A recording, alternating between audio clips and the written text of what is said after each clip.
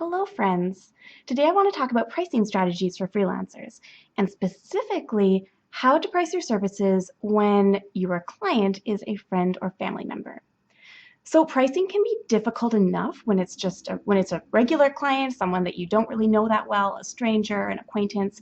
But what if this person is actually a friend of yours? Or what if it's a family member who wants you to do some freelancing for them? How do you navigate that? Well, there are definitely a few key questions that you should ask yourself before you decide to give them a discount or before doing it for free. The first question, of course, is what is your relationship with this person? So, are they a super close family member or friend? Are they someone that you maybe see a couple times a year, but that's kind of it? You should really think through that. There are definitely some people in my life who I heavily, or who I well, I don't even discount for. I do not price services for, but there is probably like 3 people in my life who actually have that status. Like, it is something that you want to be really careful about. Because if you start doing things for free or at a heavy discount, for some people, it's really easy to start just expanding that and doing that for everyone, and suddenly you aren't making a living and you aren't able to pay your bills. So you do have to be really careful about that. But think carefully about what your relationship is with this person before you make a decision.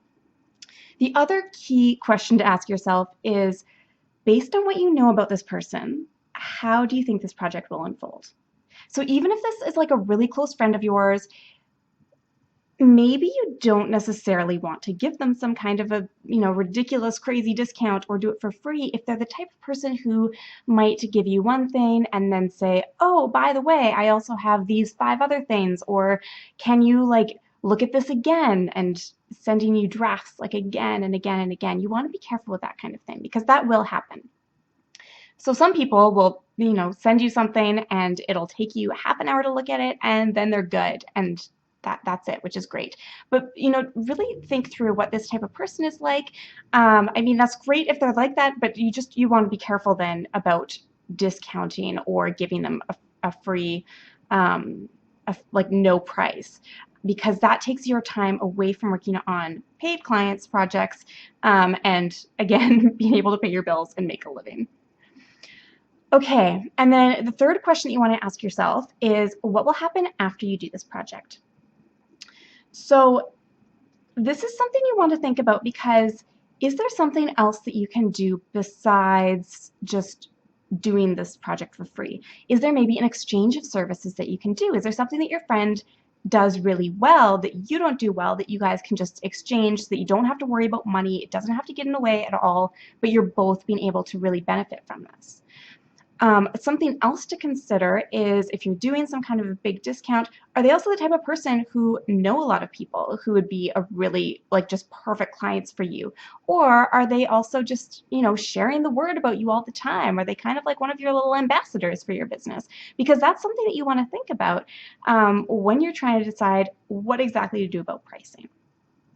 So those are definitely the 3 key things to think about when you're handling freelancing services for friends. What is your relationship with that person?